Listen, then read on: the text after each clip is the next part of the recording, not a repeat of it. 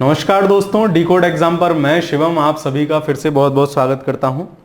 हमारा पूर्वावलोकन श्रृंखला हम लोग कर रहे हैं, तो उसमें वर्ल्ड ज्योग्राफी अब लगभग मतलब अंतिम चरणों में है और आज ये उसकी 16वीं कक्षा रहेगी, है ना। 15 कक्षाएं में इससे पहले कर चुके हैं। अगर आपने नहीं देखी हैं तो उनको जाकर देख के आइए, आपको बहुत पॉजिटिव चीज़ें मिलेंगी, बहुत अच्छा आपको एक उनमें रेस्पॉन्स मिलेगा। ठीक है, चलिए खैर आज की कक्षा शुरू करते हैं। आज हम एटमॉस्फेरिक प्रेशर, वायुदाब जिसको बोलते हैं, और हाई प्रेशर, लो प्रेशर जैसी चीज़, हवाएं कहाँ कहाँ से चल रही हैं वो कुछ देखने का प्रयास करेंगे। उससे रिलेटेड कुछ प्रश्न हैं। चलिए तो शुरू करते हैं। सबसे पहले ह्यूमिडिटी, आर्द्रता। ठीक है, आर्द्रता, या आप देख पा रहे हो कन्या परेशान है आर्द्रता की वजह से। ठीक है, जीभ बाहर निकली हुई है इसकी। खैर चलो तो सवाल देखते हैं क्या है। वायुमंडल में नमी की मात्रा अक्षांश से संबद्ध है। इसका क्या मतलब है? इसका ये मतलब कहना चाह रहे हैं कि वायुमंडल में जो नमी की मात्रा होगी वो अक्षांश के वेरी करने के साथ वेरी कर सकती है। बात बिल्कुल सही है। क्यों? आप देखो, ये शुरू के 4-5 क्वेश्चन यूपीएससी के हैं, तो मैं थोड़ा टाइम लेकर आपको समझाता भी चलूंगा ना, कॉन्सेप्ट आपको समझ में आना जरूरी है। देखो हम माफ कीजिएगा, ये हम लोग जानते हैं 0 डिग्री रेखा है, 23.5 डिग्री, 23.5 डिग्री उत्तरी, 23.5 डिग्री दक्षिणी। इस वाले एरिया को क्या है, सबसे ज्यादा सूर्य तप प्राप्त हो रहा है। उसके बाद ऊपर जाते की तरफ सूर्य तप कम होता जा रहा है, सूर्य की ऊष्मा की मात्रा कम होती जा रही है। तो जहां सूर्य तप ज्यादा मिलेगा वहां क्या होगा, बाष्पीकरण क्या होगा, ज्यादा होगा। जल भाप बन के वायुमंडल में अधिक पहुंचेगा, और जल भाप बन के वायुमंडल में अधिक पहुंचेगा मतलब वायुमंडल में नमी की मात्रा ज्यादा होगी। अर्थात नमी की मात्रा जहां पर तापमान ज्यादा है वायुमंडल में ज्यादा होगी। सिंपल सी बात है। तो नमी की मात्रा अक्षांश के साथ तो संबद्ध कर ही रही है। क्यों? क्योंकि जैसे जैसे अक्षांश बढ़ रहे हैं टेम्परेचर कम हो रहा है, नमी कम हो रही है। ठीक है, नमी को जलवाष्प के रूप में रखने की क्षमता तापमान से संबद्ध है। बिल्कुल ठीक है। जब टेम्परेचर, देखो इस बात का क्या मतलब है, बहुत कॉन्सेप्चुअल चीज है। इसका क्या मतलब है, जैसे मैंने आपको क्या बताया, जब वायु गर्म होती है ना, मौसम जब गर्म होता है तो वायु की एक क्या स्थिति होती है, संतृप्तता की स्थिति होती है। मतलब कि भाई साहब मैं इतना ही जलवाष्प ले पाऊंगी, इसके बाद मेरी हिम्मत ना है, इस तरीके की।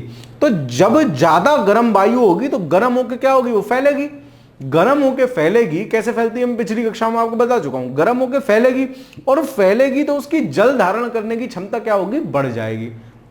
और इसके विपरीत अगर टेम्परेचर कम है तो वायु सघन होगी, सघन होगी तो उसकी जल धारण करने की क्षमता कम हो जाएगी। वही ये कह रहे हैं, नमी को जलवाष्प के रूप में रखने की क्षमता तापमान से संबंध होती है। बिल्कुल संबंध होती है। तो ए और आर दोनों सही हैं। और क्या है, ए आर जो है सही व्याख्या भी कर रहा है। तो इसका क्या आंसर हो जाएगा, ऑप्शन नंबर ए इसका सही आंसर हो जाएगा। ठीक है, अगला सवाल देखते हैं। जो कॉन्सेप्चुअल क्वेश्चन है उनमें मैं आपको समझाता भी चलता हूं। जो सिर्फ रटने हैं वो तो सिर्फ मतलब रटने इन द सेंस की याद रखने हैं। ग्रीष्म काल में आर्द्र ऊष्मा का अनुभव होता है जब मौसम, मतलब ह्यूमिड हीट कब लगती है हमें, ह्यूमिड मतलब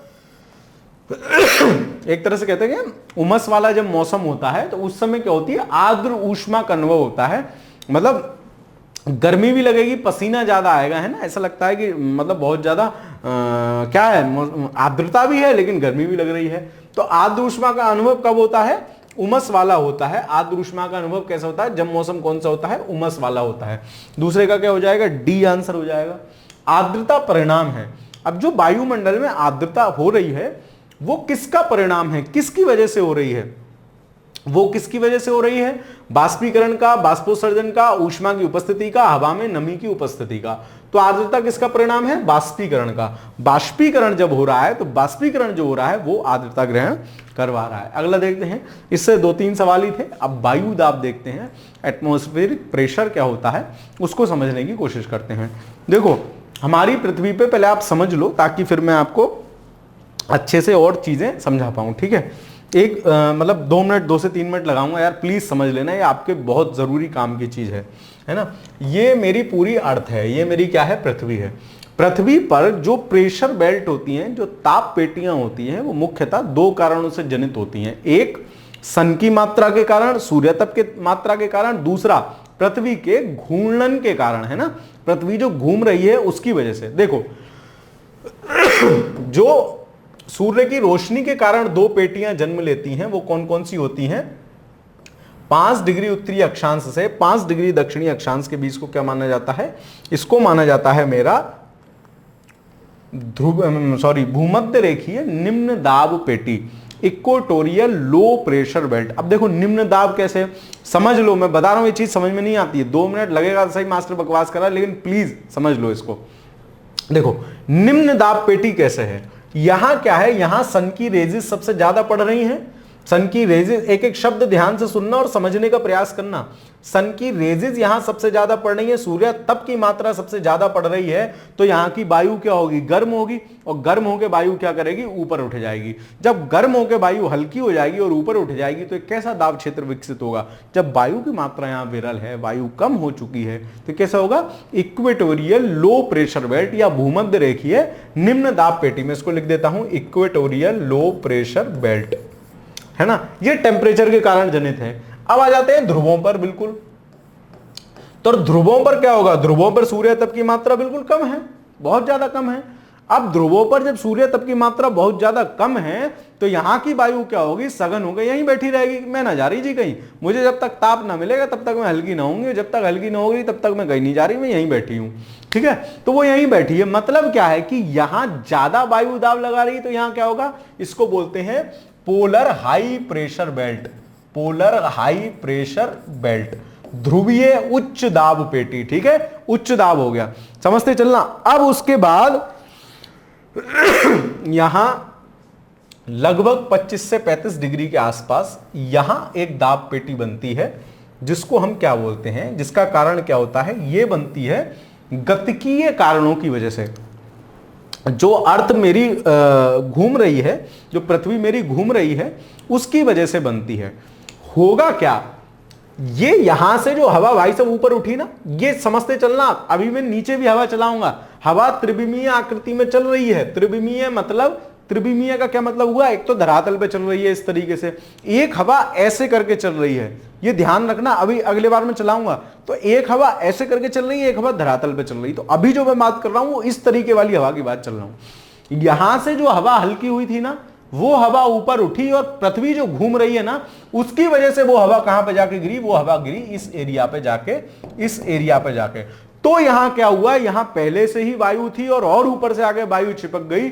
यहां क्या हुआ? ये हो गई हाई प्रेशर बेल्ट। और कौन सी हाई प्रेशर बेल्ट हो गई? ये हो गई उपोष्ण उच्च दाब पेटी, या इसको बोल देते हैं सब ट्रॉपिकल हाई प्रेशर बेल्ट, उपोष्ण उच्च दाब पेटी, ठीक है। तो ये क्या हो गई? हाई प्रेशर बेल्ट हो गई, उपोष्ण उच्च दाब पेटी हो गई, हाई प्रेशर बेल्ट हो गई। अब देखो अब क्या ड्रामा हुआ, अब क्या ड्रामा हुआ? अब जो 66.5 डिग्री के पास एक प्रेशर बेल्ट और बनेगी, लो प्रेशर बेल्ट बनेगी, वो है ना निम्न दाब पेटी बनेगी। कैसे बनेगी? देखो, जब पृथ्वी भाई साहब घूम रही थी ज्यादा, जब पृथ्वी ज्यादा घूम रही थी, जब पृथ्वी ज्यादा घूम रही है, तो यहां के एरिया की हवा क्या होगी? पृथ्वी के घूर्णन के कारण, ये दोनों दाब पेटियां पृथ्वी के घूर्णन के कारण बन रही हैं। तो घूर्णन के कारण पृथ्वी का क्या होगा? यहां की हवा विरल हो जाती है पृथ्वी के घूमने की वजह से। जब पृथ्वी के घूमने की वजह से यहां की हवा विरल हो जाती है, विरल होकर फैल जाती है, और जब फैल जाएगी हवा हल्की क्या कहते हैं, विरल हो जाएगी, तो क्या होगा? यहां क्या बनेगी? उपध्रुवीय। ये क्या हो जाएगी? उपध्रुवीय, उपध्रुवीय निम्न दाब पेटी हो जाएगी मेरी, निम्न दाब पेटी हो जाएगी, लो प्रेशर बेल्ट हो जाएगी, ठीक है। तो ये 5 मतलब 3 और 2 5 और 7 प्रेशर बेल्ट बनते हैं। 3 प्रेशर बेल्ट तो बन रहे हैं किस कारण? 2 प्रकार के 3 प्रेशर बेल्ट, 2 प्रकार के 3 प्रेशर बेल्ट किसके कारण बन रहे हैं? वो बन रहे हैं टेम्परेचर के कारण। कौन सा? एक इक्वेटोरियल लो प्रेशर बेल्ट या भूमध्य रेखीय निम्न दाब पेटी, और ध्रुवीय उच्च दाब पेटियां वो टेम्परेचर की वजह से बन रही हैं। बाकी 2 पेटियां उपोष्ण कटिबंधीय उच्च दाब पेटी और उपध्रुवीय निम्न दाब पेटी, वो किसकी वजह से बन रही है? पृथ्वी के घूर्णन की वजह से बन रही है, ठीक है। इतनी बात आपकी समझ में आ गई, ये समझना ज्यादा जरूरी था। अब क्या होगा? अब इनमें चलेंगी नीचे वाली हवाएं।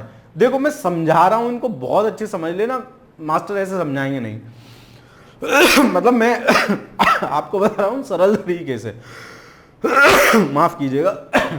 अब देखो वो बोलने से ना खांसी उठती है। मेरी आदत क्या है कि मैं क्योंकि ऑफलाइन कक्षाओं में क्या है कि बड़े हॉल को पढ़ाने की आदत हो जाती है, तो मतलब आवाज क्या है ना तेज निकलती है, तेज आवाज अंदर से खांसी कह रही है, अच्छा मैं तुझे हूं और तू तेज तेज बोल रहा है, ले मैं बाहर आ जाती हूँ वाला चक्कर है। चलो खैर, खांसी और आवाज लड़ रहे हैं आपस में, आप लोग समझते चलो।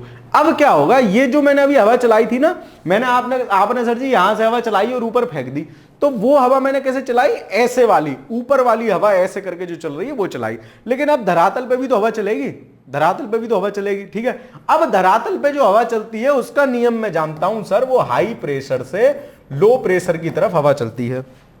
वो हवा किधर से किधर चलती है, वो हवा चलती है हाई प्रेशर से लो प्रेशर की तरफ। अब देखो, यानी ये हाई प्रेशर है, यहां से हवा चलेगी इधर की तरफ, लो प्रेशर की तरफ।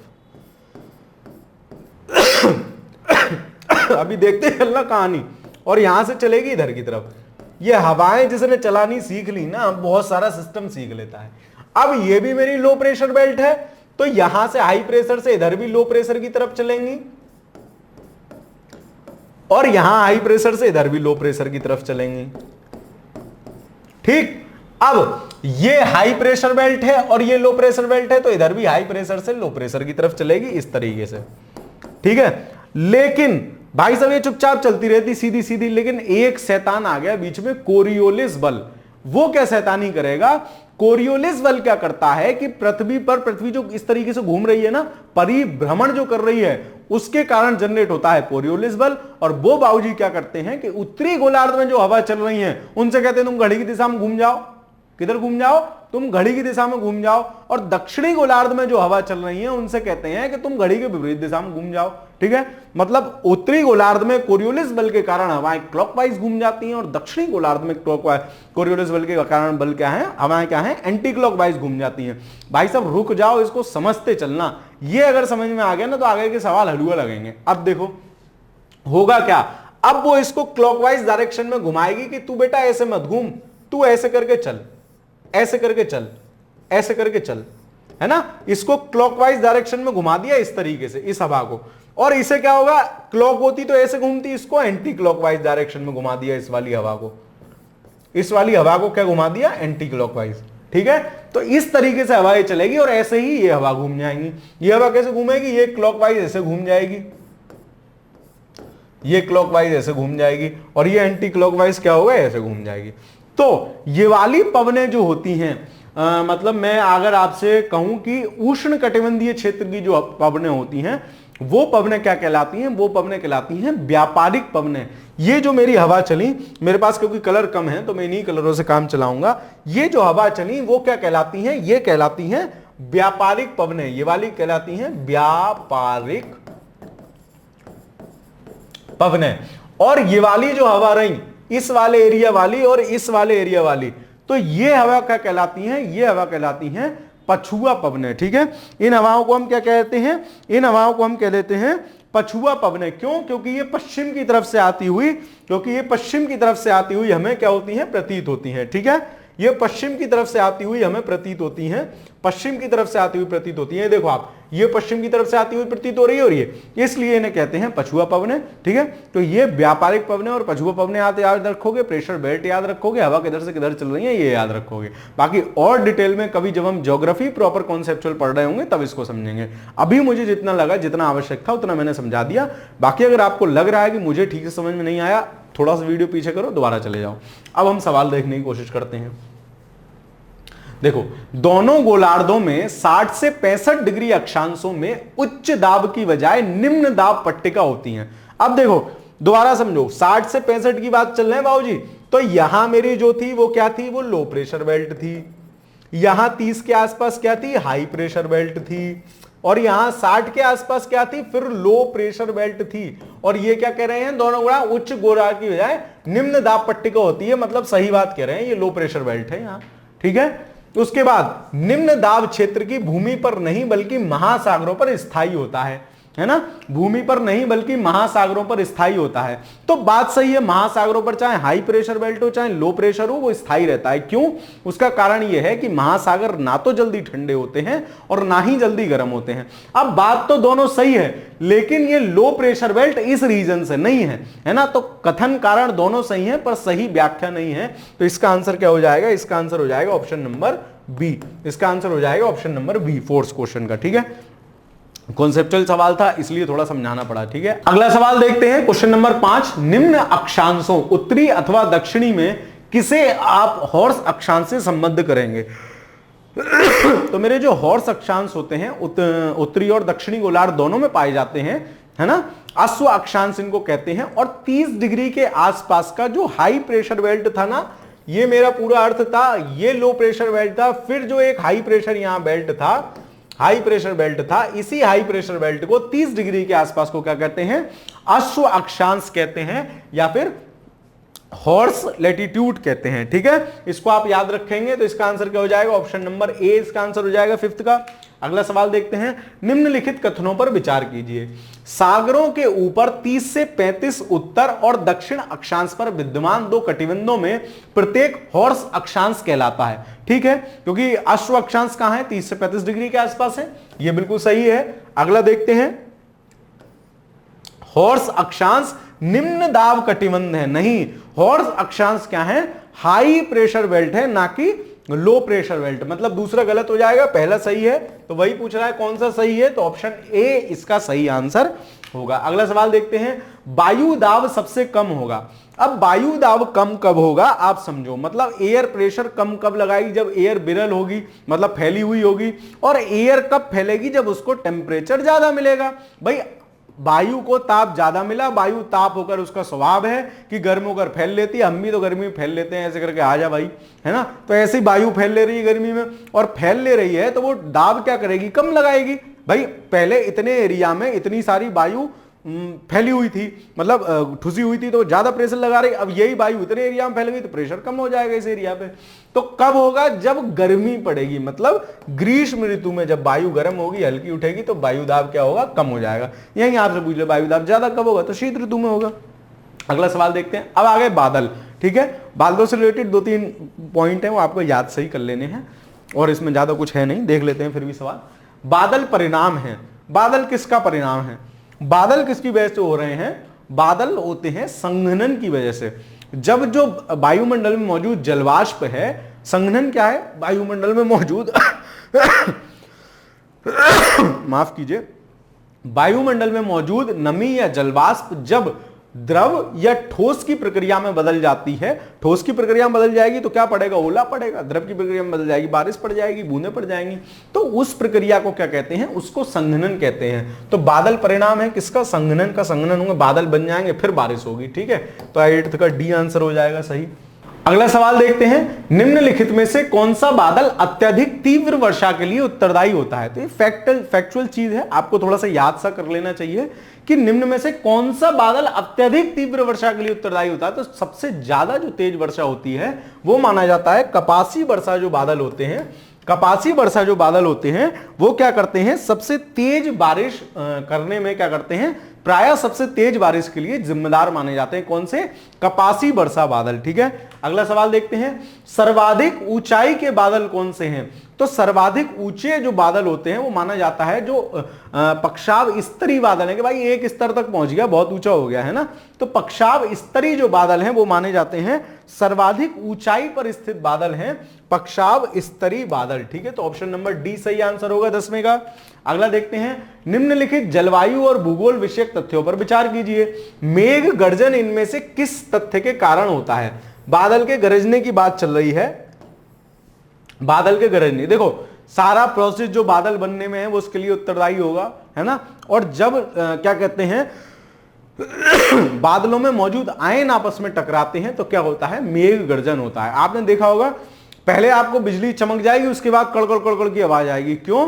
क्योंकि प्रकाश की चाल, मैंने क्या बताया था साइंस वाली क्लास में कि प्रकाश की चाल तीव्रतम है, सबसे तेज प्रकाश की चाल है। तो प्रकाश तो जैसे ही चमका वैसे ही तेज चलता हुआ हमारे पास भक्के आ गया, लेकिन ध्वनि उसके पीछे पीछे आई। तो पहले बादल चमका, फिर कड़कड़ कड़कड़ की आवाज आपको आती है। उसका रीजन ये होता है। तो इसमें क्या होगा? कि संघनन उसका कारण है, ठीक है। उच्च ताप और आर्द्रता कारण हो सकता है। पर्वत विज्ञान, पर्वत विज्ञान का मतलब है कि जो ये बारिश पर्वत पे चढ़ने के कारण होती है, पर्वतीय वर्षा जिसको बोलते हैं, तो उसमें मेघ गर्जन वाला सिस्टम नहीं होता है। तीसरा नहीं होना चाहिए। और चौथा ऊर्ध्वाधर हवा, हाँ ये भी होगा। तो 1, 2 और 4 कोई ऑप्शन है? हाँ, ऑप्शन नंबर सी है, 1, 2 और 4। पर्वत विज्ञान का इससे कोई मतलब नहीं है। अगला सवाल देखते हैं। तड़ित झंझा के दौरान आकाश में तड़ित किसके द्वारा उत्पन्न होती है ना? बिजली किसके द्वारा उत्पन्न होती है? वही है। आकाश में कपासी वर्षा मेघों के मिलने से, तड़ित से जो वर्षा मेघों को पृथक करती हैं, हवा और जल कणों के ऊपर की ओर तीव्र। देखो ये थोड़ा टफ कॉन्सेप्ट है ना? इस क्या है कि पूरा आपको बादल बनने की प्रक्रिया, फिर उनका क्या क्या होता है, तो 15-20 मिनट ले लेगा। एक बार सवाल पूछा है, वो भी यूपीएससी में पूछा है। तो इसका आंसर ऑप्शन नंबर डी है। उपयुक्त में से कोई भी तड़ित उत्पादित नहीं करता। इसमें भी एक कंफ्यूजन था कि इंग्लिश हिंदी वाले उसमें, तो उस हिसाब से ये प्रश्न भी शायद उस समय मूल्यांकन से बाहर कर दिया गया था। तो अभी हम उसको ज्यादा टेंशन नहीं लेते हैं इस क्वेश्चन का, ठीक है। अगला सवाल देखते हैं। निम्नलिखित में से किसके संदर्भ में कुछ वैज्ञानिक पक्षाव मेघ विरलन तकनीक तथा समताप मंडल में सल्फेट वायु विलय अमताक्षेपण, देख रहे हो, अमताक्षेपण मतलब छिड़कना, के उपयोग का सुझाव देते हैं? वो क्या कहते हैं? ये क्या चक्कर है? बिरलन मतलब क्या होगा? बिरलन मतलब पहले इतनी सी जगह में बादल था, अब इतनी सी जगह में कोई चीज फैल गई, मतलब बिरलन हो गया। ये क्या सिस्टम है? ये सिस्टम ये था कि भाई साहब जो ग्लोबल वार्मिंग हो रही है वो किस वजह से हो रही है कि चारों तरफ से मान लो बादलों ने घेर रखा, अब ये पार्थिव विकिरण को बाहर निकलने ही नहीं दे रहे हैं, तो हमारी अर्थ क्या हो रही है? कंपैरेटिवली ज्यादा गर्म हो रही है। तो ऐसा क्यों ना कुछ करें कि कुछ छिड़काव सा कर दें, ताकि क्या हो, बादल छट जाएं या इनसे वर्षा होकर ये खत्म हो लें, और उसके बाद क्या होगा, ग्लोबल वार्मिंग हमारी कम होगी। तो उसके रीजन ये था क्या, किस वजह से कि कुछ क्षेत्रों में कृत्रिम वर्षा नहीं, भूमंडलीय तापन को कम करने के लिए क्या कर रहे थे, ये वाला सिस्टम यूज कर रहे थे। अगला सवाल देखते हैं। मेघाच्छादित रातों में ओस की बूंदें क्यों नहीं बनती हैं? इसका भी वही कारण है। क्या कारण है? देखो, जब क्या होगा, सामान्यतः क्या होता है, दिन के समय क्या होता है, वायु हो जाती है गर्म, सूर्य तप सी रोशनी से प्राप्त करके।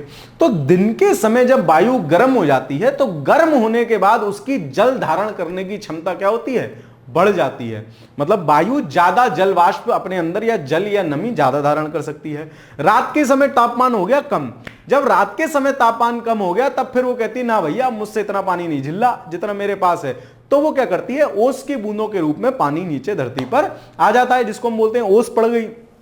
क्या हुआ, क्योंकि वायु की जल ग्रहण करने की क्षमता कम हो गई। क्यों कम हो गई? क्योंकि टेम्परेचर कम हो गया। अब इसके विपरीत अगर बादल रात के समय होंगे, तो बादल होंगे तो क्या होगा, अपेक्षाकृत गर्म दिन होगा। क्यों? क्योंकि पार्थिव विकिरण को बादलों ने रोक लिया। जब पार्थिव विकिरण को बादलों ने रोक लिया, तो मौसम थोड़ा गर्म होगा। मौसम थोड़ा गर्म होगा तो वायु के पास क्या है, जितना माफ कीजिए, जितना उसकी जल धारण करने की क्षमता थी उतनी की उतनी बनी रही, तो ओस पड़ेगी ही नहीं। बात समझ में आ रही है? तो इसका आंसर क्या होगा, भूपृष्ठ से निर्मुक्त विकिरण को बादल अवशोषित कर लेते हैं, पृथ्वी में विकिरण बादल को वापस परावर्तित कर देते हैं। मेघाच्छादित रातों में भूपृष्ठ का तापमान कम होता है, नहीं कम होता तो और उल्टा हो जाता है, यह गलत है। बादल बहते हुए पवन को भूमिगत की ओर विक्षेपित कर देते हैं, नहीं। भूपृष्ठ से निर्मुक्त विकिरण को बादल अवशोषित कर लेते हैं, बादल परावर्तित कर देते हैं, वापस कर देते हैं कि भाई वापस जा, नीचे ही गर्म हो ले पहले, ठीक है।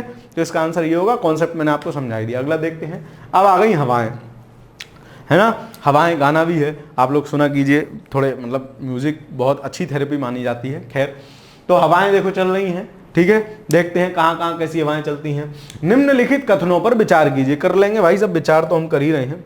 उष्ण कटिबंधीय क्षेत्रों में, अब जैसे ही उष्ण कटिबंधीय का नाम आया आपके दिमाग में आना चाहिए कर्क रेखा से मकर रेखा के बीच का एरिया।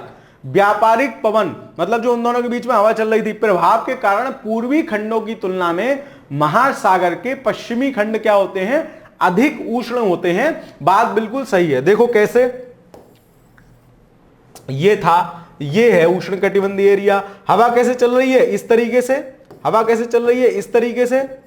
तो क्या होगा, पूर्वी खंडों की तुलना में ये क्या हुए, मान लो महासागर है, तो महासागर क्या हुआ, पूर्वी खंडों की तुलना में पश्चिमी खंड अधिक उष्ण होते हैं, क्योंकि जो हवा चल रही है ना, हवा की डायरेक्शन की वजह से समुद्र का ऊपरी पानी क्या होता है, वो डिस्टर्ब हो जाता है, जिसकी वजह से पश्चिमी खंड ज्यादा उष्ण हो जाते हैं। शीतोष्ण क्षेत्र में पश्चिमी पवन पश्चिमी खंडों की तुलना में महासागरों के पूर्वी खंडों को अधिक उष्ण बनाता है, ये भी सही है। तो दोनों सही है, इसका आंसर क्या होगा, ए और बी दोनों सही है। ठीक है, दोनों सही है। अगला सवाल देखते हैं, कॉन्सेप्चुअल सवाल है, टेंशन मत लो, ये मतलब जब तक आपने हवाएं नहीं पढ़ी होंगी, उनको ठीक से समझा नहीं होगा, तो ये सवाल ना होंगे तो इसमें परेशान नहीं होना है। वैसे भी यूपीएससी के सवाल हैं। उत्तरी गोलार्ध में पवन प्रतिरूप दक्षिणावर्त तथा दक्षिणी गोलार्ध में पवन प्रतिरूप वामावर्त हो जाता है। अब देखो, एक तो हिंदी इतनी खतरनाक है, इसका मतलब यह है कि उत्तरी गोलार्ध में जो पवन चल रही है वो दक्षिणावर्त यानी क्लॉकवाइज घूम जाती है। मैंने आपको बताया कोरियोलिस चचा हैं, वो उत्तरी गोलार्ध वाली हवा से कह रहे हैं कि ए घड़ी की दिशा में घूम जा, दक्षिणी गोलार्ध वाली हवा से कह रहे हैं तू घड़ी की विपरीत दिशा में घूम जा। तो वही बात ये कह रहे हैं, पवन प्रतिरूप उत्तरी गोलार्ध में दक्षिणावर्त तथा दक्षिणी गोलार्ध में पवन प्रतिरूप वामावर्त हो जाता है। सही बात है। उत्तरी तथा माफ कीजिए, उत्तरी तथा दक्षिणी गोलार्ध में पवन प्रतिरूपों की दिशाओं का निर्धारण कोरियोलिस के प्रभाव के कारण होता है। बिल्कुल सही बात है। रीजन क्या है इस क्लॉकवाइज और एंटी क्लॉकवाइज घूमने का? क्यों? क्योंकि क्या हो रहा है, कोरियोलिस बल है। तो दोनों सही हैं और सही व्याख्या कर रहा है, ऑप्शन ए सही आंसर हो जाएगा।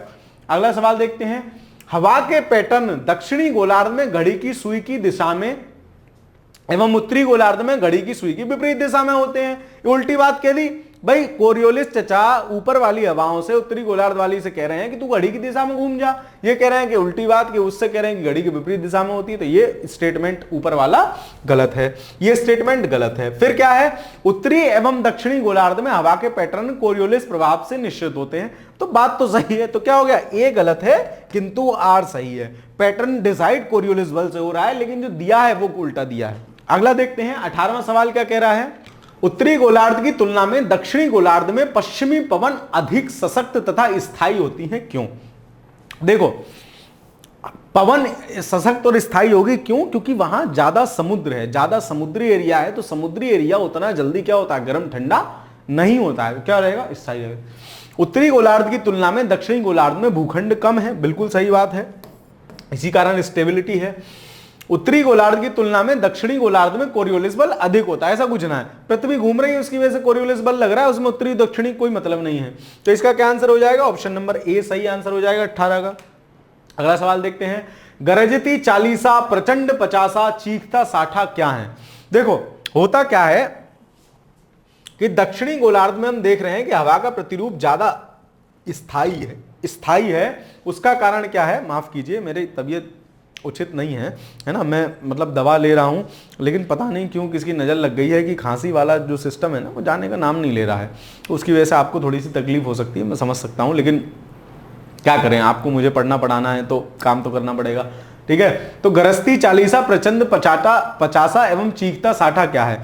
तो ये क्या है कि ज्यादा जब स्टेबल यहां हवाएं हो जाती हैं तो उनके चलने की गति बहुत तीव्र हो जाती है, उस तीव्र गति के कारण उनको क्या नाम दे दिया, गरजता चालीसा, प्रचंड पचासा, चीखता साठा। और ये कहां मिल रही है, ये सिर्फ आपको याद रखना है, एक्सक्लूसिव रूप से कहां मिल रहे हैं, ये दक्षिणी गोलार्ध में मिल रहे हैं, जबकि जो अश्व अक्षांश थे वो हमारे उत्तरी और दक्षिणी गोलार्ध दोनों में मिल रहे थे, हाई प्रेशर बेल्ट पर मिल रहे थे, जबकि ये जो हैं चीखता साठा, प्रचंड पचासा और ये चालीसा, ये कहां मिल रहे हैं, ये सिर्फ दक्षिणी गोलार्ध में मिल रहे हैं।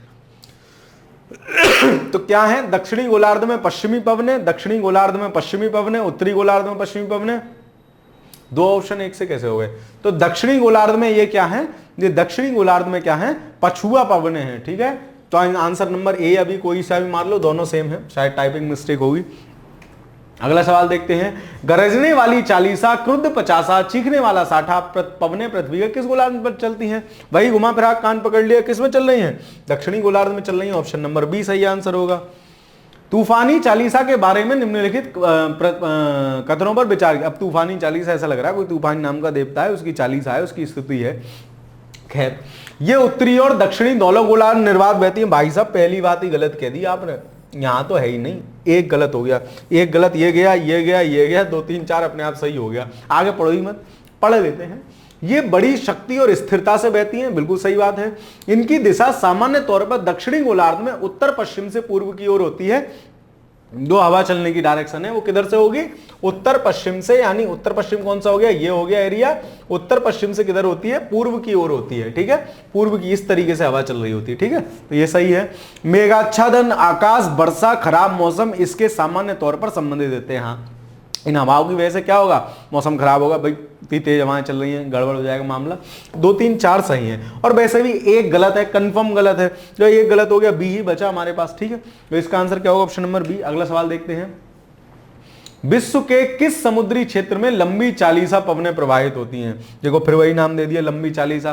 तो देखो ये नीचे हिंद महासागर वाला एरिया पड़ेगा, जहां का ये एरिया रहता है। बाकी इनमें से उत्तरी सागर, कैरिबियन सागर, कोरल सी, ये सब उत्तरी गोलार्ध में है, जबकि हिंद महासागर इसका सही आंसर होगा 22वें का।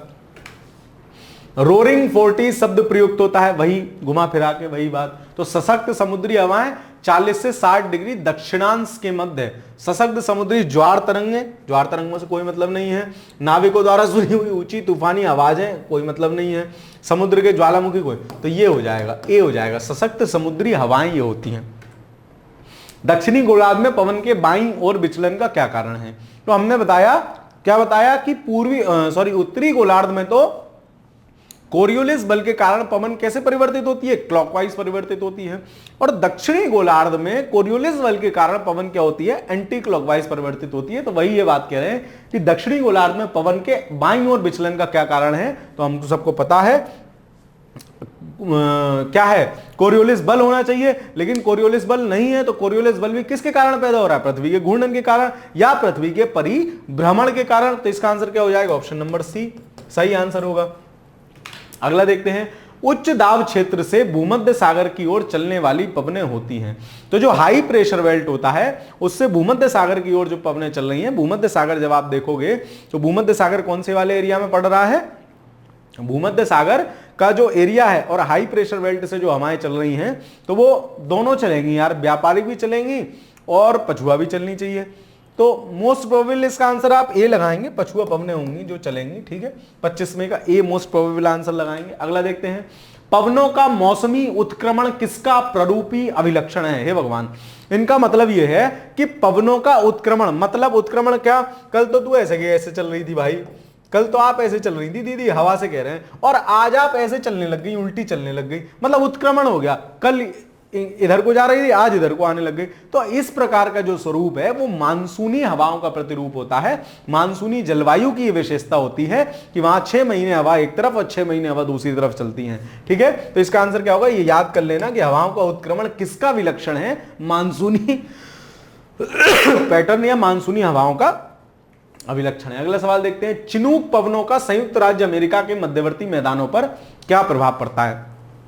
रॉकी पर्वत श्रृंखला जो है उसके आसपास के क्षेत्र में चिनूक हवाएं चलती हैं, और ये क्या करती हैं, जाड़ों के दिनों में क्या करती हैं, गर्म टाइप की हवाएं टेम्परेचर को थोड़ा सा बढ़ा देती हैं। तो शीतकालीन में तापमान बढ़ जाता है, ग्रीष्मकाल में तापमान घट जाता है, नहीं, शीतकाल में चलती हैं और शीतकाल में क्या करती हैं, तापमान बढ़ा देती हैं। होता क्या है, आसपास के क्षेत्र की बर्फ गल जाती है, वहां घास के मैदान हो जाते हैं, चारागाह के रूप से विशेष एरिया है, तो इसको कृषि की दृष्टि से और वैसे वैसे अच्छा माना जाता है चिनूक हवा को। अगला देखते हैं, अब आ गई स्थानीय पवनें। देखो भाई की टोपी उड़ गई, भाई भी उड़ लिया है ना, स्थानीय पवनों के कारण। चलो ठीक है, देखते हैं, मतलब स्थानीय पवनों का मतलब है जैसे हमारे यहाँ लू चल रही है कि भाई सब लू चलने लग गई, कहीं कुछ और उसको नाम दे रहे हैं, कहीं कुछ और नाम दे रहे हैं, कहीं फोन कह रहे हैं, कहीं हरमट्टन कह रहे हैं, है ना, कहीं ब्रिक फिल्टर कह रहे हैं। उसको हम देखते हैं कहाँ कहाँ क्या क्या कहते हैं। देखो सुमेलित करवाएगा, फोन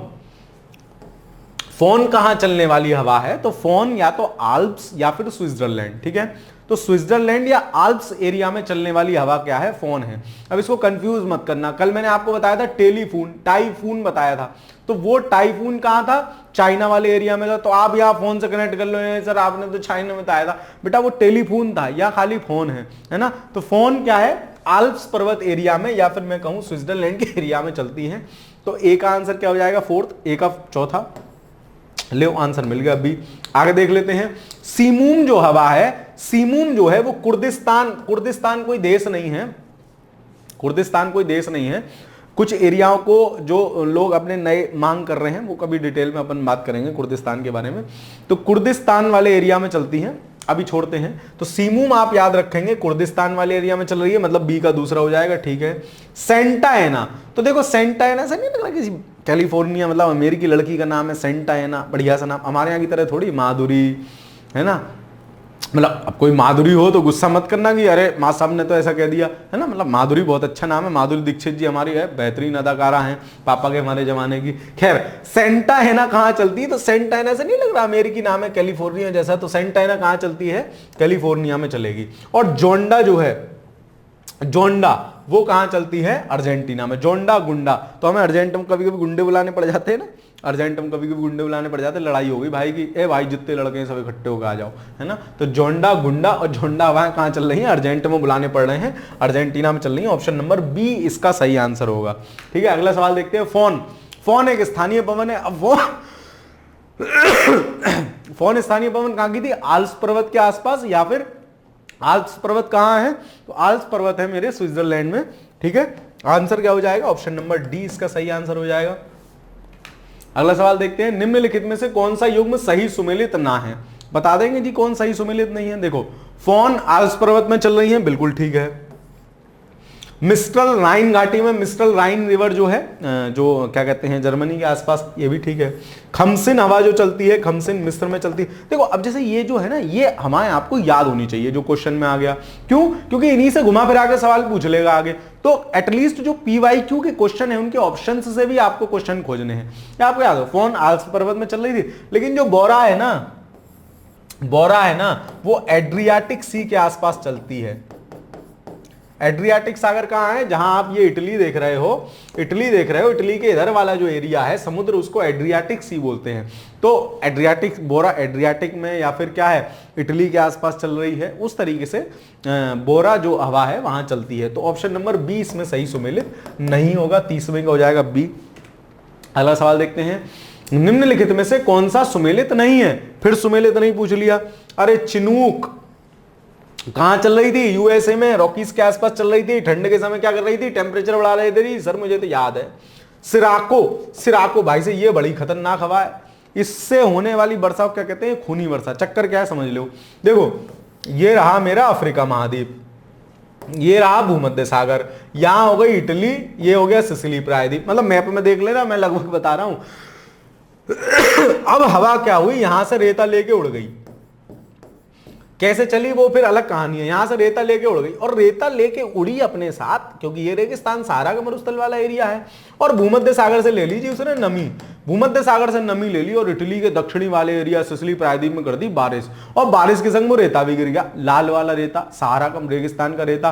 तो क्या हुआ, बारिश का पानी ऐसा लगता है लाल लाल सा, तो उसको क्या कहते हैं, खूनी बरसात नाम दे देते हैं, है ना, खूनी वर्षा नाम दे देते हैं उसको, ब्लड रेन नाम दे देते हैं, ये भी याद रखेंगे। फिलहाल ये भी सही है। ब्लिजार्ड जो है, ब्लिजार्ड जो है वो ध्रुवीय हवा है, ध्रुवीय क्षेत्रों में चलने वाली हवा है। और चिली मेरा कहां रहा, चिली तो जी वहां से लेकर वहां तक है, चिली ध्रुवीय एरिया में थोड़ी ना है, ये गलत हो जाएगा, कौन सा सुमेलित नहीं है ये। नॉर्वेस्टर तो भारत में चलती है, ऑप्शन नंबर सी इसका सही आंसर होगा, ऑप्शन नंबर सी सही सुमेलित नहीं है, बाकी सब सही सुमेलित हैंगे। निम्नलिखित स्थानों में किस एक में रुधिर वर्षा होती है, देखो वही हो गया रुधिर वर्षा, जो सॉरी माफ कीजिए, रुधिर वर्षा, जो टॉफी जो मैं खा रहा हूं ना स्ट्रेप्सिल्स, वो दांत के नीचे आ गई। चलो, तो रुधिर वर्षा जो हो रही थी, ब्लड रेन जो हो रही थी, वो कहां होती है, तो मैंने आपको बताया कि इटली के जो सिसिली वाला प्रायद्वीप है, या दक्षिणी इटली आपको लिखा दे, वहां खूनी वर्षा हो रही है। कैसे हो रही थी आपको बता ही दिया है, तो इसका आंसर क्या हो जाएगा, इसका आंसर हो जाएगा ऑप्शन नंबर ए, इसका सही आंसर होगा। अगला सवाल देखते हैं। निम्नलिखित युग्मों पर विचार कीजिए, कर लेंगे भाई विचार। सिराको कहां चल रही थी, फ्रांस में, क्या पूछ रहा है कौन सा सही सुमेलित नहीं है, फ्रांस में थोड़ी ना चल रही थी सर, आपने बताया था भी सिराको ही क्या कर रही थी, ब्लड रेन कर रही थी, खूनी वर्षा कर रही थी, और वो कहां कर रही थी, इटली में कर रही थी, फ्रांस तो काफी ऊपर रहा सर, मतलब ये गलत हो गया। बोरा इटली, ये सही है, बोरा कहां चल रही थी, एड्रियाटिक सी के आसपास चल रही थी, और उत्तरी इटली को प्रभावित करती है, ठीक है, इटली के उत्तरी साइड को।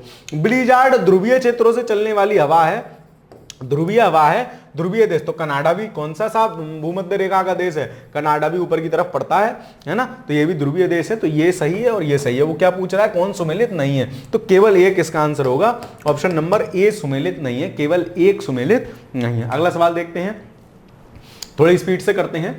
संयुक्त राज्य अमेरिका के मध्य मैदानों पर चिनूक हवाओं का क्या प्रभाव पड़ता है, वही बात, जाड़ों का टेम्परेचर बढ़ जाता है, पीछे भी था सवाल, इसको क्या दोबारा समझाना, तो ऑप्शन नंबर ए सही आंसर होगा, जाड़ों का टेम्परेचर बढ़ जाएगा, मतलब टेम्परेचर बढ़ जाएगा मतलब 5 डिग्री था तो जी 10 डिग्री हो लेगा, ठीक है, इस तरीके से।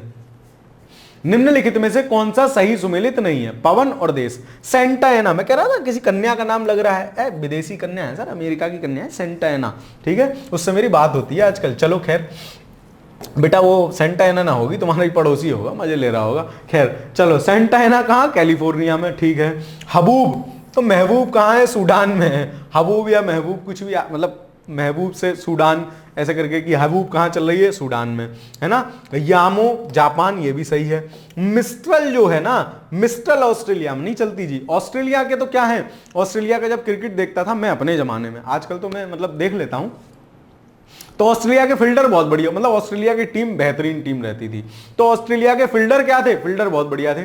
तो ब्रिक फील्डर जो हवा है वो ऑस्ट्रेलिया में चलती है, मतलब मिस्ट्रल ऑस्ट्रेलिया में नहीं चलती। ऑस्ट्रेलिया में कौन सी चल रही है, ब्रिक फील्डर चल रही है सर, तो ऑप्शन नंबर डी सुमेलित नहीं हो गया, वो गलत वाला हमसे पूछ रहा है। अगला सवाल देखते हैं, निम्नलिखित में से कौन सा एक युग्म सुमेलित नहीं है, फिर आ गया सुमेलित नहीं, चल ले फिर आ जा भाई। लेवेस कहां चल रही है, स्पेन में। ब्रिक फील्डर कहां चल रही है, ऑस्ट्रेलिया में। ब्लैक रोलर उत्तरी अमेरिका में। शामल कहां चल रही है, ऑस्ट्रिया में, ठीक है, शामल कहां चल रही है, ऑस्ट्रिया में। तो इसका सही आंसर क्या होगा, इसका सही आंसर होगा कि जो शामल वाली पवन है ना, शामल जो पवन है वो ऑस्ट्रिया में नहीं चलती। देखो ये हमें पता था ब्रिक फील्डर, हमें ब्लैक रोलर पता था, और अमेरिका में हमें कौन सा पता है, ब्लैक रोलर के अलावा हमें पता है चिनूक। थोड़ा सा हम लेवेश में कंफ्यूज थे, ठीक है, लेकिन शामल अब याद कर लेंगे कि लेवेश कहां है, लेवेश स्पेन में है। लेवेश स्पेन, लेवेश स्पेन, 5 बार बोलोगे याद हो जाएगा। अब देखो शामल जो हवा है ना वो कहां चल रही है, वो चल रही है इराक ईरान वाले एरिया में, इराक ईरान वाले एरिया में चल रही है, ना कि ऑस्ट्रिया में, ठीक है। ऑस्ट्रिया कहां हो गया, ऑस्ट्रिया भाग हो गया मेरा यूरोप का, ये गलत है, मतलब कौन सुमेलित नहीं है, ऑप्शन नंबर डी सुमेलित नहीं होगा। अगला सवाल देखते हैं, अब आ गए वन, ठीक है, वन के सवाल है, ये फटाफट हो जाएंगे, 20-20 सवाल करीब होंगे, इसको जल्दी से करने का प्रयास करते हैं। देखिए सेल्वा वनों की विशेषताएं होती हैं, तो सेलवास मैं आपको जब बता रहा था, पंपास, सेलवास, ये जिनके पीछे सासा लगा हुआ था ना, ये कहां मिल रहे थे सारे, ये दक्षिणी अमेरिका में मिल रहे थे। और सेलवास जो वन होते हैं वो चौड़ी पत्ती वाले सदाबहार वन होते हैं, है ना, चौड़ी पत्ती वाले सदाबहार वन होते हैं। तो इसका आंसर क्या होगा, सेल्वा या सेलवास वनों की विशेषताएं क्या है, चौड़ी पत्ती वाले वन होते हैं, है ना। अगला देखते हैं, एक भौगोलिक क्षेत्र जिसकी ऊंचाई कितनी है, हाइट कितनी दे रहे हैं, 400 मीटर, मतलब क्या हो गया, थोड़ा सा ठीक ठाक क्षेत्र हो गया, मतलब इसको क्या कहेंगे, थोड़ा उच्च मैदानी क्षेत्र हो गया। औसत अधिकतम तापमान देखो कितना जा रहा है, 31, मैक्सिमम 31 ही है। औसत न्यूनतम तापमान, तो न्यूनतम तापमान भी जी 21 से कम ना गया कभी, 20-21 के आसपास। वर्षा कितनी है, वर्षा 188, मतलब 150 के आसपास एवरेज पड़ेगी, 221 तो 150 के आसपास एवरेज पड़ेगी। तो ये कहां की विशेषता हो जाएगी, जो उष्ण कटिबंध है, जहां मतलब जो कर्क रेखा से मकर रेखा के बीच का एरिया है, उष्ण कटिबंधीय एरिया ही ऐसा होगा कि जहां टेम्परेचर 20 से कम ही नहीं हो रहा है ना, मिनिमम टेम्परेचर 20 है, बारिश 150 के आसपास है। तो उष्ण कटिबंध देखते हैं, तो पर्वतीय तो ये बिल्कुल नहीं होगा, क्योंकि पर्वतीय में तो टेम्परेचर कम हो जाएगा। आर्द्र शीतोष्ण भी ना होगा, वहां भी मिनिमम टेम्परेचर 10 के आसपास चला जाता है। शीतोष्ण तो बिल्कुल नहीं होगा, उष्ण कटिबंधीय एरिया होगा, तो ऑप्शन नंबर डी सही आंसर होगा, उष्ण कटिबंधीय। वर्षा वन का ये डेटा दे रखा है, ठीक है। तो इस प्रकार के सवाल भी आ सकते हैं, ये एक अलग टाइप का सवाल है।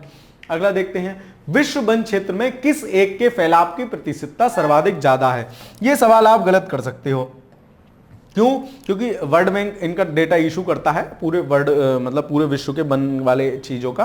तो अभी रिसेंटली 2020 का डेटा हमारे पास है, उसके हिसाब से संपूर्ण सबसे ज्यादा क्या है, शीतोष्ण शंकुधारी वृक्ष सबसे ज्यादा परसेंटेज में है, ठीक है। चलो अगला देखते हैं, निम्नलिखित देशों में से किसमें कुल भौगोलिक क्षेत्रफल के 70% भाग पर, ये जो पीछे वाला क्वेश्चन है ना घटना चक्र में, इसका ये आंसर दे रखा है। मैं एक बार अगली क्लास में प्रॉपर मतलब वो रिपोर्ट पढ़ के आप लोगों को एक बार क्लियर बता दूंगा, क्योंकि मुझे इस पे थोड़ा संशय हो रहा है। फिर भी मैं आपको, क्योंकि घटना चक्र में यही आंसर है, मैं प्रॉपर क्या कहते हैं उस रिपोर्ट को स्टडी करके आपको इस अगली क्लास में इसका आंसर आपको अगली क्लास में बेहतर बता दूंगा, ठीक है।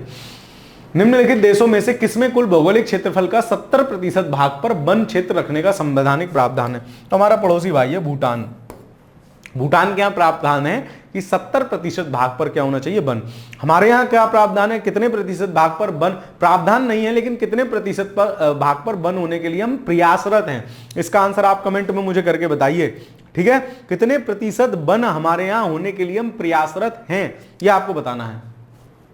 अगला सवाल देखते हैं। सदाबहार वर्षा वन पाए जाते हैं। तो सदाबहार हमेशा उन पर बहार रहेगी, हमेशा बहार रहेगी मतलब क्या रहेगा? हमेशा बढ़िया हरे भरे रहेंगे, हमेशा मस्त रहेंगे। तो ये कहाँ का हो सकता है? ये विषुवत रेखा के आसपास के उष्ण कटिबंधीय सदाबहार वन की विशेषता है ना। और ये उष्ण कटिबंधीय सदाबहार वन कहाँ मिलेंगे? ऑस्ट्रेलिया में तो मिलेंगे नहीं, ये तो नीचे हो जाएगा, कनाडा ऊपर की तरफ हो जाएगा, फ्रांस भी नहीं, बचा हमारा कौन? ब्राजील। ब्राजील के जो अमेजन बेसिन है वहां ये चीजें। अगला सवाल देखते हैं। भूमध्य रेखा के निकट किस तरह के वन पाए जाएंगे? तो भूमध्य रेखा के निकट कैसे पाए जाएंगे? उष्ण कटिबंधीय वन पाए जाएंगे। ऑप्शन नंबर डी सही आंसर हो जाएगा। ऑप्शन नंबर डी सही आंसर हो जाएगा। भाई उष्ण कटिबंध के आसपास है तो उष्ण कटिबंधीय वन ही मिलेंगे ना। भूमध्य रेखा का मतलब हो गया उष्ण कटिबंध वाला एरिया, उष्ण कटिबंध के आसपास की बात चल रही है तो उष्ण कटिबंधीय वन।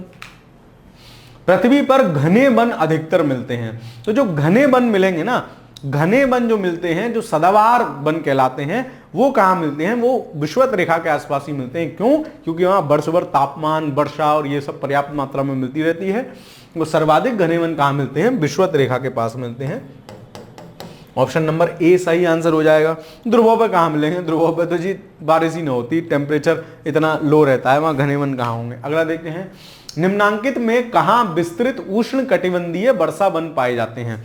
तो उष्ण कटिबंधीय वर्षा वन जो पाए जा रहे हैं ना, इसके 2-3 एरिया हैं। एक तो अमेज़न बेसिन है, एक कांगो बेसिन है। अफ्रीका वाले एरिया में कांगो बेसिन पड़ता है ना। मैं शायद आपको लगा लाता तो बेहतर रहता, खैर फिर भी आप याद रखिए कांगो बेसिन। और इधर जो हमारा दक्षिण पूर्वी एशियाई वाला थोड़ा सा हिस्सा है, वहां पाए जाते हैं कौन से? उष्ण कटिबंधीय वर्षा वन। तो इनमें कौन सा है? गंगा घाटी नहीं, हांगो नहीं, मरे डाल लेंगे तो ऑस्ट्रेलिया पहुंच जाएंगे। कांगो रीजन, कांगो घाटी जो है वहां उष्ण कटिबंधीय वर्षा वन पाए जा रहे हैं। अगला देखते हैं। टैगा वन की विशेषता क्या है? टैगा जो कोणधारी वन होते हैं, शंकुधारी वन जो होते हैं, देखो कैसे याद रख सकते हो आप। टैगा है तो बुक में नहीं लगाते हो टैग ऐसे करके, जो तिकोना सा टैग टाइप से होता है, तो ऐसे शंकुधारी याद रख सकते हो। तो क्या है? टैगा वन कहां की विशेषता है? भूमध्य रेखा के आसपास तो मिलेंगे नहीं, उष्ण कटिबंधीय कोई मतलब नहीं है, तो सदाबहार वन मिल रहे हैं, उपोष्ण कटिबंधीय या समशीतोष्ण। तो इसका आंसर क्या होगा? समशीतोष्ण। मतलब ठंडे वाले एरिया में ही क्या मिलते हैं? शंकुधारी कोणधारी वन मिलते हैं और वो टैगा कहलाते हैं। आगे देखते हैं। विश्व के सबसे बड़े एवं घने वन हैं। तो सबसे बड़े एवं घने वन कहां है? Brazil, Amazon basin. ये तो आपको बचपन से पढ़ते आ रहे हो। इसका आंसर क्या हो जाएगा? ऑप्शन नंबर सी हो जाएगा। अगला सवाल देखते हैं। किस देश में उसके भौगोलिक क्षेत्रफल का सर्वाधिक प्रतिशत वन आच्छादित है? तो दिए गए ऑप्शन में से जापान है। वैसे माना जाता है सबसे ज्यादा वन जो है सूरीनाम में माना जाता है। सूरीनाम में सबसे ज्यादा प्रतिशतता में वन है, मतलब 90 से भी ऊपर वहां परसेंटेज में वन है। तो फिलहाल इस क्वेश्चन के हिसाब से आंसर क्या हो जाएगा? इसके हिसाब से आंसर हो जाएगा जापान, ठीक है। जापान इसके हिसाब से आंसर हो जाएगा। कोणधारी वन नहीं पाए जाते हैं। अब कोणधारी वन कहां पाए जाएंगे? कोणधारी वन उच्च अक्षांशों वाले देशों में पाए जाएंगे। क्यों? क्योंकि वहां टेम्परेचर कम होगा, टेम्परेचर कम होगा तो वहीं कोणधारी वन। प्लस ऐसे एरिया में पाए जाएंगे जहां जिनकी हाइट ज्यादा है, पर्वतीय क्षेत्र हैं। तो कनाडा में मिलेंगे, फिनलैंड में मिलेंगे, स्कैंडिनेविया कंट्री में मिलेंगे, क्योंकि ये सब कहां है? ये सब उत्तरी ध्रुव के आसपास के एरिया है या मैं कहूं शीतोष्ण रीजन के एरिया है। बाकी अमेजोनिया जो है, अमेजन बेसिन के आसपास वाले एरिया को अमेजोनिया बोल देते हैं, वहां कोणधारी वन नहीं मिलेंगे। वही पूछ रहा है कहां नहीं मिलेंगे, तो ऑप्शन नंबर ए सही आंसर इसका होगा। अगला सवाल देखते हैं। शंकुधारी वन जहां मुख्यतः पाए जाते हैं वे हैं। तो शंकुधारी वन कहां मिल रहे हैं? शीतोष्ण क्षेत्र में। भाई शीतोष्ण क्षेत्र जो है वहीं तो शंकुधारी वृक्ष मिलेंगे, कोणीय शेप में, जहां जो है जहां हाइट ज्यादा हो या शीतोष्ण एरिया हो, वहीं शंकुधारी वृक्षों की यही विशेषता होती है। ये नॉर्मल चीज है, आपको जनरली पता ही होगा। सदाबहार वन कहाँ मिल रहे हैं? उष्ण कटिबंधीय एरिया में। शंकुधारी वृक्ष कहाँ मिल रहे हैं? टैगा। ये नॉर्मल चीजें हैं, ये तो आप बचपन से 6ठी कक्षा से पढ़ते हुए आ रहे होंगे। अगला सवाल देखते हैं, अफ्रीका के निम्नांकित देशों में से किसमें सघन उद्राषण वन है? तो देखो अफ्रीका का जो ये वाला गिनी की खाड़ी वाला एरिया है ना, ये वाला जो एरिया है, इस एरिया को क्या बोला जाता है? ये एरिया सर्वाधिक सघन वन वाला एरिया है, भूमध्य रेखा के आसपास वाला एरिया है। तो यहां पड़ता है आइवरी कोस्टे, है ना, आइवरी कोस्ट एक कंट्री पड़ती है, इनमें क्या है? ये उद्राषण वन वाला एरिया है। तो इसका 50 का आंसर क्या हो जाएगा? ए। ये अगर आपको मैप पे स्ट्रॉन्ग है और आपको ये पता है उद्राषण वन कहां पाए जाते हैं, तो आपका आंसर सही हो जाएगा। मैप पे अगर आइवरी दी कोस्ट है आपको पता हुआ है, मैंने बताया लगभग यहां है, ठीक है। अगला देखते हैं, शीतोष्ण वनों के विपरीत यदि उष्ण कटिबंधीय वर्षा वनों का निर्वक्षण किया जाए, मतलब वन काटने की बात कर रहा है जी, गलत बात है यार, ठीक है, चलो कर लेना। तो उत्पादी कृषि स्थल निकलते हैं जो कई वर्षों तक रासायनिक उर्वरकों के बिना भी गहन कृषि का भरण पोषण कर सकते हैं। शीतोष्ण वन के विपरीत उष्ण कटिबंधीय वर्षा वन ना, उष्ण कटिबंधीय वर्षा वन में क्या है? मृदा में पोषक तत्वों की बहुत कमी है। क्यों वहां मृदा में पोषक तत्वों की कमी है? क्योंकि वहां मृदा में पोषक तत्वों की कमी क्यों होगी? क्योंकि सदाबहार वन है। ये जो उष्ण कटिबंधीय वर्षा वनों की बात चल रही है ना, सदाबहार वन है, ये इतने हाइट पे चले जाते हैं और इस तरीके से ढक लेते हैं कि धरती तक सन की रेजेस पहुंच ही नहीं पाती हैं। और जब धरती तक सूर्य की किरणें नहीं पहुंच पाती हैं, मैंने एनसीईआरटी वाले चैप्टर में भी बताया था, धरती तक जब सन की रेजेस नहीं पहुंच पाती हैं तो क्या होता है? वहां जो सूर्य से क्रिया करके जो क्या कहते हैं उसको, आवश्यक पदार्थ बनते मृदा के लिए, वो बन ही नहीं पाते हैं। तो इसलिए ये एरिया कृषि के लिए उपजाऊ नहीं होगा, मतलब कथन गलत है। कारण देखते हैं, शीतोष्ण वनों की तुलना में उष्ण कटिबंधीय वर्षा वनों की प्रधान उत्पादकता बहुत अधिक है। हाँ, यहां से जो प्रधान उत्पादकता किसको कहते हैं? जो यहां से चीजें क्या कहते हैं बन रही हैं, उनका अगर हम शुष्क द्रव्यमान निकालें, शुष्क द्रव्यमान मतलब उसमें मौजूद जल की मात्रा को निग्लेक्ट करते हुए, तो उष्ण कटिबंधीय वर्षा वनों की उत्पादकता सर्वाधिक है। लेकिन उनको साफ करके आप कृषि करोगे तब मजा नहीं आएगा, वो सिस्टम नहीं हो पाएगा, ठीक है। तो ये फैक्ट आप याद रख सकते हैं अगर समझ में ना आया हो तो 51 का कथन गलत है किंतु कारण सही है, मतलब डी ऑप्शन सही हो जाएगा। ए गलत है किंतु आर सही है। ये अच्छा क्वेश्चन है, इसको आप याद रखेंगे। अगला देखते हैं, यदि उष्ण कटिबंधीय वर्षा वन काट दिए जाएं, भाई क्यों ऐसे खराब खराब आइडिया लाते हो? तो यह उष्ण कटिबंधीय पर्णपाती वन की तुलना में शीघ्र पुनर्योजित नहीं हो पाता, मतलब उतनी जल्दी दोबारा नहीं आ पाएंगे। क्यों नहीं आ पाएंगे? क्योंकि इनमें मृदा में इनकी पोषक तत्व है ही नहीं। क्यों नहीं है? क्योंकि सनरेज नीचे तक नहीं पहुंच पा रही, मैंने आपको बताया। वही देखते हैं, वर्षा वनों में मृदा में पोषक तत्वों का अभाव होता है, ए ही सही आंसर है। बाकी देख लेते हैं, वर्षा वनों के वृक्षों में प्रवर्धियों की जीवन क्षमता नहीं, वर्षा वनों की जातियां धीमी गति, ऐसा कुछ भी नहीं है। ऑप्शन नंबर ए इसका सही आंसर होगा 52 का। 5-7 सवाल और रहते हैं, कर लेते हैं। सूची 1 को सूची 2 से सुमेलित कीजिए। सूची 1 सूची 2, देवदार, डगलस फर, महोगनी, सागौन। देखो देवदार के जो वन मिलेंगे वो कहां मिलेंगे? ऊंचे वाले एरिया में मिलेंगे, क्योंकि देवदार का वृक्ष हमने पढ़ा है पर्वतीय एरिया में मिलता है। तो इन सब में जो ऊंचा वाला एरिया है वो कनाडा है, मतलब ए का क्या होना चाहिए? दूसरा होना चाहिए, 2 में है। डगलस फर कहां मिलेगा? ये मैक्सिको में पाई जाने वाली लकड़ी है, तो बी का क्या होना चाहिए? तीसरा होना चाहिए। महोगनी और सागौन, तो महोगनी जो है मेरा वो कहां मिलेगा? तो महोगनी जो होगा मेरा, महोगनी जो मेरा होगा वो मिलेगा होंडुरास में। और सागौन का वृक्ष, हाँ सागौन जो है ना, सागौन जो है वो क्या है? सागौन जो है वो क्या है? सागौन एक उष्ण कटिबंधीय पर्णपाती वन है, और ये म्यांमार वाला जो एरिया है ये भी इसी एरिया में पड़ जाता है। तो सागौन यहां मिलेगा, मतलब 4 और 1, मतलब ऑप्शन नंबर सी इसका सही आंसर होगा। 53 का क्या होगा? ऑप्शन नंबर सी सही आंसर होगा। अगला सवाल देखते हैं, सूची 1 को सूची 2 से सुमेलित कीजिए। मानसूनी वन, अच्छा ये पूछ रहा है कौन कौन से। देखो भूमध्य सागर के आसपास जो भूमध्य सागरीय वनस्पति एक अलग प्रकार की वनस्पति होती है, वहां आसपास खट्टे टाइप के जो वो हैं, जैसे नींबू है या फिर फलों में अंजीर हो गया, है ना, संतरा टाइप की चीजें हो गई, ये टाइप की वहां वनस्पति ज्यादा हो जाती है, ठीक है। अब देखते हैं, देखो भूमध्य सागरीय वन, सबसे पहले कोणधारी वन में देखते हैं। तो कोणधारी जो वन होते हैं वो चीड़ का या फर का जो होगा वो कोणधारी वन कहलाता है, मतलब डी का दूसरा, 1 में ही है, यही आंसर सही होगा। बाकी देख लेते हैं, मानसूनी वन जो मिलेगा, मानसूनी वन में क्या चीज मिलेगी? तो मानसूनी वन में क्या मिलेगा? सागौन और साखू के वो मिलेंगे। मानसून आने के दौरान बढ़िया अपनी पत्ती बढ़िया कर लेते हैं, फिर झाड़ देते हैं, पर्णपाती भी कह सकते हैं इनको। फिर विषुवत रेखीय जो वन होंगे वो कौन से होंगे? तो ए का तीसरा हो गया, विषुवत रेखीय जो वन होंगे वो कौन से होंगे, महोगनी और रोजवुड जो हैं वो विषुवत रेखीय वन है, बी का चौथा हो गया।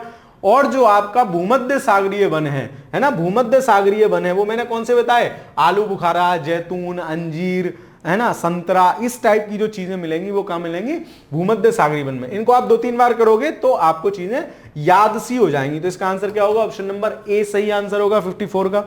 अगला सवाल देखते हैं, विश्व का कौन सा देश मुलायम लकड़ी एवं लकड़ी की लुगदी का सबसे बड़ा उत्पादक और निर्यातक है। तो आप ध्यान रखोगे आंसर आपका कनाडा दिया होगा, लेकिन वर्तमान समय में 2020 के डेटा के अनुसार जो लेटेस्टेड है वर्ल्ड के डेटा उसके अनुसार यूएसए है। ठीक है, तो दोनों बात याद, जिस समय पूछा गया तो उस समय कनाडा था, लेकिन आज के समय मुलायम लकड़ी और लुगदी का जैसे पेपर वगैरह बनता है उसका सबसे बड़ा निर्यातक यूएसए है। निम्नलिखित में कौन सा एक देश विश्व में ईंधन कास्ट, हम ही है भाई साहब, ईंधन की लकड़ी पूरे विश्व में सबसे ज्यादा उत्पादक कौन करता है, सबसे ज्यादा कौन उत्पादित होते हैं, हमारे यहाँ उत्पादित होती है, भारत में उत्पादित होती है इसमें से। ठीक है, ऑप्शन नंबर सी सही आंसर हो जाएगा। डेलवर्जिया जाति निम्नलिखित में से किस एक से संबंधित है। तो डेलवर्जिया, अब देखो तुक्का भी लगाना हो ना तो कैसे लगाओगे, डेलवर्जिया की कहानी चल रही है। अब देखो ये कांजू, कॉफी और चाय, ये आपको नहीं लग रहा है ये कोई पेड़ थोड़ी ना, ये तो एक फसल टाइप से है, कांजू, चाय छोटे छोटे वो होते हैं, कॉफी। लेकिन शीशम जो है ना, इन सब में ऑड आउट वन चुनो, इन सब में से ऑड कौन है ना, अलग कौन है इन सब में, तो शीशम है। अगर तुक्का भी लगाओगे ना तो भी मतलब इस हिसाब से लगाना। तो डेलीवर्जिया जो प्रजाति है, जो जाति है, मुझे भी नहीं पता था, अब पढ़ के पता चला है। तो डेलीवर्जिया जो प्रजाति है वो किसकी है, वो शीशम की है। ठीक है, अच्छा मुझे इस बात को स्वीकार करने में कोई दिक्कत नहीं होती है कि ये कोई चीज मुझे नहीं पता। ठीक है, नहीं पता तो नहीं पता, है ना। चलो खैर अगला देखते हैं, मरुस्थल क्षेत्रों में जल ह्रास को रोकने के लिए निम्नलिखित में से पर्ण का रूपांतरण होता है। तो मरुस्थलीय क्षेत्रों की जो पत्तियां मिलेंगी वो कैसी मिलेंगी, उनके ऊपर क्या होगी, मोम जैसी सिस्टम लिपटा हुआ होता है ताकि उनका बाष्पोत्सर्जन कम हो, या क्या होगा, नुकीली होंगी, है ना, नुकीली होंगी, इस टाइप की होती हैं।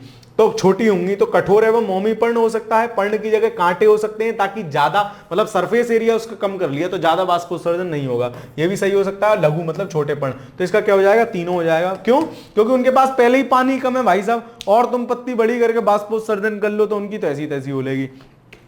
अगला सवाल देखते हैं, सूची 1 को सूची 2 से सुमेलित कीजिए, वनस्पति प्रकार और क्षेत्र। चलो भाई, माकवी, देखो माकवी ऐसे नहीं लग रहा पढ़ के, माकवी खट्टा सा कुछ आइटम, माकवी है ना, मुझे लग रहा है आपको नहीं लग सकता है। तो माकवी क्या है, ए का क्या है, दूसरा हो जाएगा। माकवी क्या है, भूमध्य सागरीय वो है, सिस्टम है। ठीक है, तो ए का दूसरा हो जाएगा, ए का दूसरा किसमें है, एक में ही है। चलो फिम्बस, फिम्बस कहां है, दक्षिणी अफ्रीका में मिल रही है। चैपरेल कहां है, चैपरेल कैलिफोर्निया में मिल रही है, सी का पहला, ये भी सही है। और मेटारोल कहां है, मेटारोल चिली में मिल रहा है, ये भी सही है। तो इसका आंसर होगा ए। इसको 2-3 बार पढ़ोगे ना याद हो जाएगा। इसका मैं ऐसा कुछ सोच नहीं पा रहा हूं अभी जो आपको ट्रिक सा बना के दे देता। ठीक है, खैर याद रखेंगे, फिलहाल के लिए 2-3 बार पढ़ लेना, याद हो जाएगा। अगला सवाल देखते हैं, सूची 1 को सूची 2 से सुमेलित कीजिए, प्राकृतिक वनस्पति क्षेत्र कहां कहां मिल रही है। तो देखो बबूल, बोया पेड़ बबूल का तो आम कहां से पाएगा, तो बबूल क्या है, कांटेदार वृक्ष है। और कांटेदार वृक्ष कहां मिलते हैं, रेगिस्तान में, तो सहारा में, जो कंफर्म पता है। बी का तीसरा देखो 2 में है। अच्छा, फिर अधिजीवी वनस्पति जो होगी, अधिजीवी वनस्पति कहां मिलेगी, अधिजीवी मतलब वनस्पति के ऊपर वनस्पति, तो जो सदाबहार वन होते हैं ना भूमध्य रेखा के आसपास जो सदाबहार वन होते हैं, उष्णकटिबंधीय सदाबहार वन, उनमें अधिपादप मिलते हैं, मतलब पादप के ऊपर पादप। तो इसका क्या हो जाएगा, ए का हो जाएगा दूसरा। अच्छा, ए का दूसरा भी दोनों में सही है। सी बेओआब और देवदार। तो पहले देवदार को पकड़ते हैं। देवदार कहां का है, सवाना क्षेत्र का होगा, और बेओआब कहां का होगा, भूमध्य सागरीय होगा। तो सी का पहला और बी का डी का चौथा, ऑप्शन नंबर बी इसका सही आंसर हो जाएगा 60 का। आज का अंतिम सवाल देखते हैं, लास्ट सवाल, उसके बाद आप फ्री हैं, आप जा सकते हैं।